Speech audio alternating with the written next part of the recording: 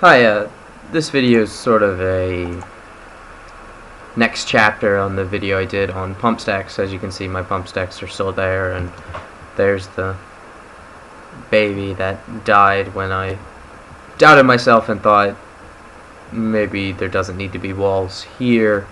What happened is this filled up to 7 quicker than it dropped, and then it leaked out the sides and out the back and knocked the child into the water where he's hanging. His corpse is hanging with the brook lamprey.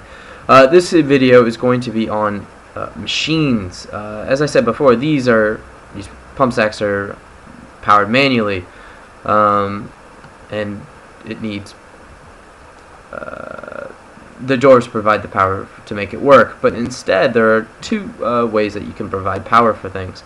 The first and easier way, if I can find it, is a windmill. Windmill just takes air, wind, obviously, and converts it into energy.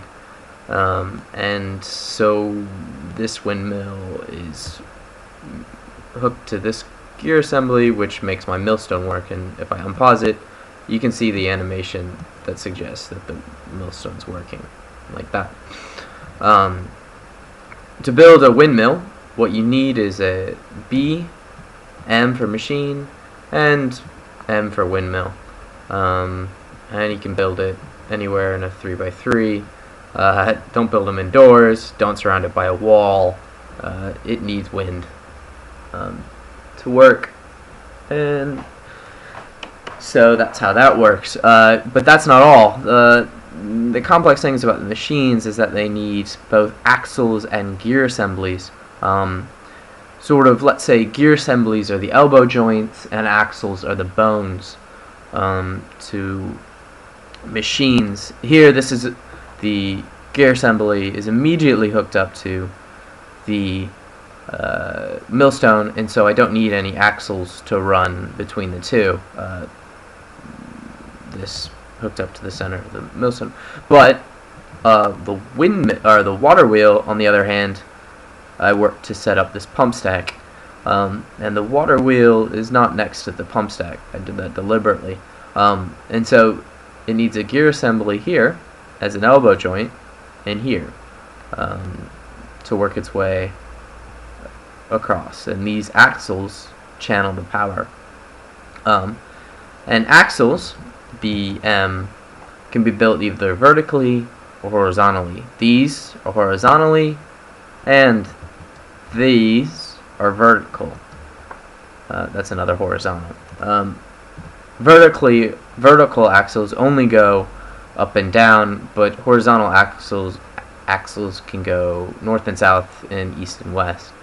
Like this. If it's going east and west to north and south, it needs gear assembly, a joint. Yeah. And if it's going vertically, it needs that joint, and vertical to horizontal needs that joint. And the machine that you built, the water wheel, which I built using M, needs to be hooked up to a gear assembly. Now, water wheels are more complicated than windmills in that you can't just place a water wheel willy-nilly. What you need to do is you need to build it over water, of course. Now, the thing about building it over water is like this. If you just build it completely over water, it'll fall into the water. So what you first need to do is build a gear assembly right next to the place where you're going to put it. That's what I did here. I built this first, plopped it down with the mechanism, and then built the water wheel. And if the gear assembly was built, that would work. This would work. And it generates power, and it generates a lot more power than the windmill. That's 100 power.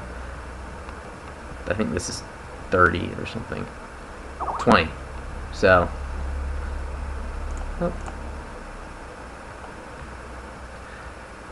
so that's kind of important. And I will unpause it so that you can see the animation of it working. You can see the vertical axles working, and you can see the water being pumped up into this pump stack right here and how that's working. So that's sort of basic ways of how to channel energy. One for a pump stack and the other for a millstone. It's pretty useful. That way your dwarves don't have to pay attention or do anything. Hope this was helpful.